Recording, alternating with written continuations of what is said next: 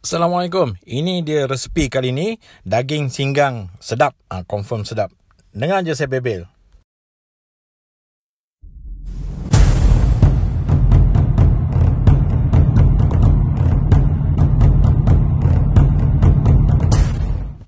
Ini dia bahan-bahan penting untuk menjadikan singgang itu singgang ataupun singgah. Dia ada banyak barang juga sebenarnya. Tak apa, nanti kita tengok satu persatu bahan-bahan dia masa kita masak nanti. Kita cuci dulu bahan-bahan yang perlu dicuci, iaitu lengkuas, halia, bawang putih, bawang besar, cili semua tu. Kita cuci bersih-bersih.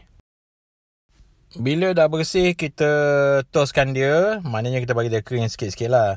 Dan kita proses, kita potong dia ataupun kita slicekan dia, kita siang. Ini halia.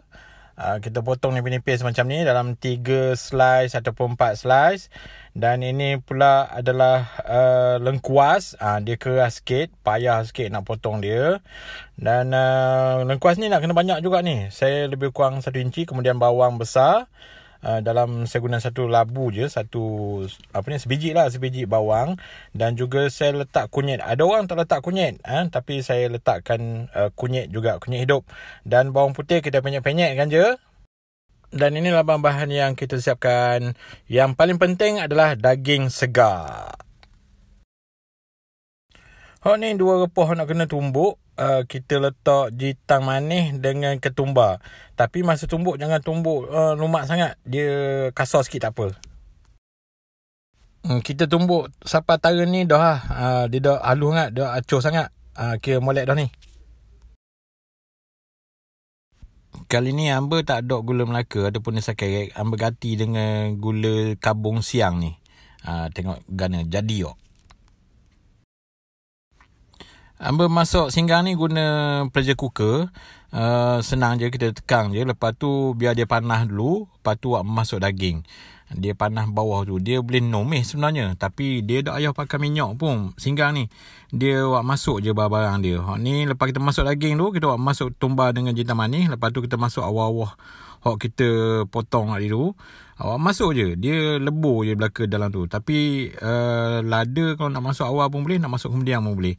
Ni lepas tu kita gaul. Kita biar sampai air daging tu keluar. Bila nampak daging tu macam layu, lepas tu bawah dia tu dah mula ada air, maknanya air daging keluar lah. Lepas tu masuk lada 3 util. Lepas tu saya masuk asam keping. Asam keping ni kalau boleh banyak sikit sebab dia nak suruh rasa masam sikit. Lepas tu kita gaul. Lepas tu kita biar sikit lagi, kita masuk air. Air saya guna lebih kurang 1 liter. Sebab daging saya lebih kurang 1 kilo. Kita kacau dia supaya dia haba ataupun kepanasan tu dia sekata lah. Kemudian kita masuk ni gula kabung siang ni. Saya tak ada nisang kerek, saya guna ni lah. Ataupun banyak nama nisang kerek lah, gula Melaka lah. Benda sama je. Lepas tu kita gaul. Lepas tu kita masuklah garam sikit.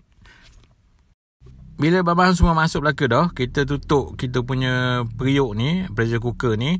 Kemudian kita set di bahagian atas tu kepada seal, supaya wak dia tak keluar lah.